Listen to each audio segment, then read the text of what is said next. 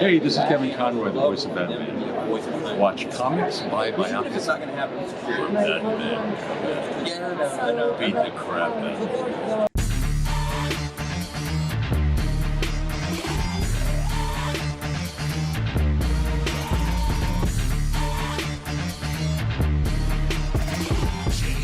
Comics Plus, what is going on? My name is Akasan. How are you guys doing? I hope you're doing well. We're about to go beyond our expectations and interview the cast and crew of Batman Beyond. It's coming out this month on home and digital. You gotta check it out. One of my favorite series. I'm dressed to the T for it all.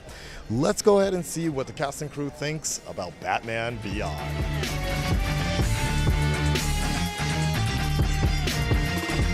Guys, I'm here with the director of Batman Beyond, James Tucker. How are you doing again?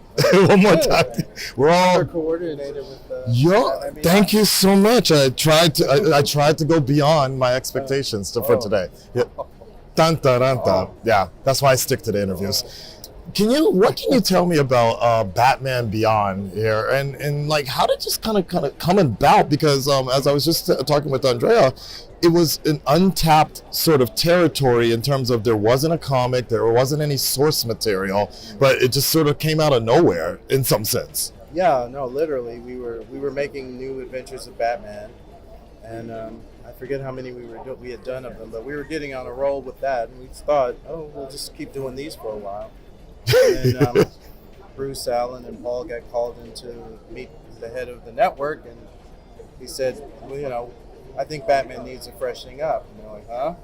And his idea of freshening it up was Bruce Wayne in the future, which, Paul and Bruce and Alan went, what about, they quickly came up with the pitch that became the show. Okay. And so basically a bad idea got turned into an idea with potential. This is good. And then they came back to the office and said, holy shit, basically we were canceled. And now we have to do a whole new show in a month. Really? Okay. Because we were doing Batman, we thought we were doing more. Right, the new adventure, Batman, right. Yeah. So. And it just time jumped after that. So for that day and a half, maybe it was a week, we were pretty mortified because, it was like, what now, But then Bruce kind of gave us a pep talk, and then he kind of just pulled all of us into a room and said, we have to build this. Right. And, the writers started going.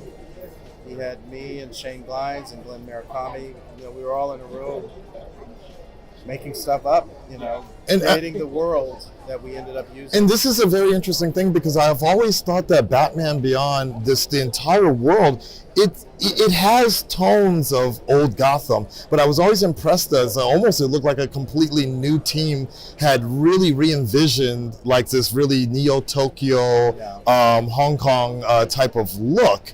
And even with the music as well, was that like we're so used to like the chorus and the choir music type of thing, or chamber music, to go into like this techno sort of feeling, it was really interesting. For you personally, now it's been 20 years, and reflecting on Batman Beyond, we've seen, fan films, we've seen people really respect it, we've seen Terry's outfit or Bruce's outfit in the Arkham games. What do you think? What is the reason why people still really latch on to Batman Beyond? I mean, I think just realistically, people who were teenagers when it was on grew into positions where they could, have the power to use the stuff that they loved as kids, which is what all of us who are doing this stuff do. Right. Brave and the Bold was just my childhood put on film. Right.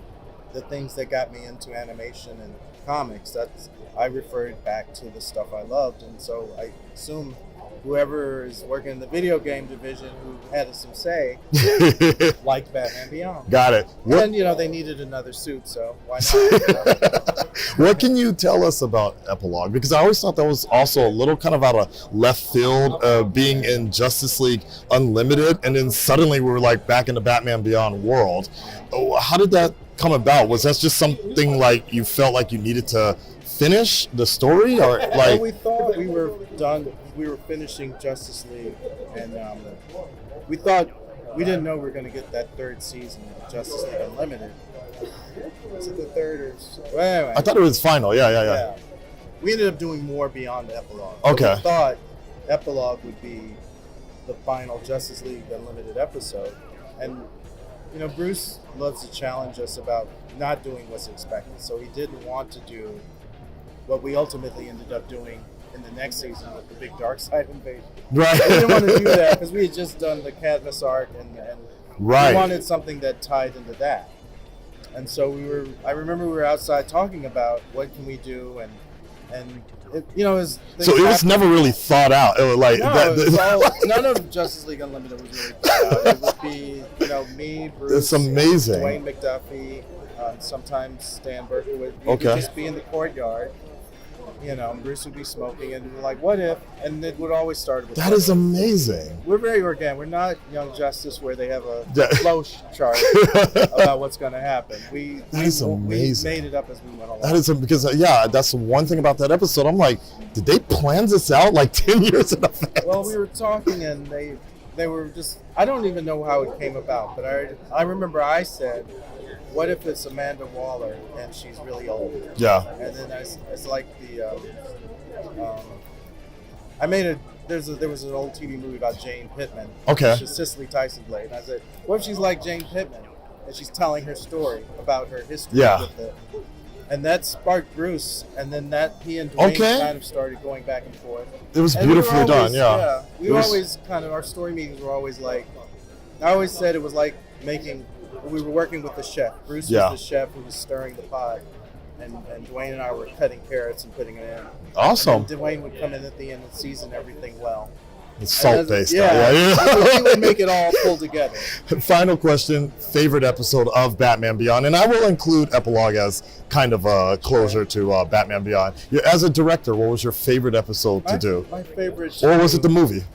No, I didn't work on the movie. You didn't know it. I was Okay. a director because the movie was going on, and Got it. the other director went to do that. So I got to do Out of the Past, which is my favorite. Okay. It was a dark episode, very twisted Yeah. episode, and it had a musical number in it. For all my free things. So Awesome. All right, man. I appreciate it. Thank you so much.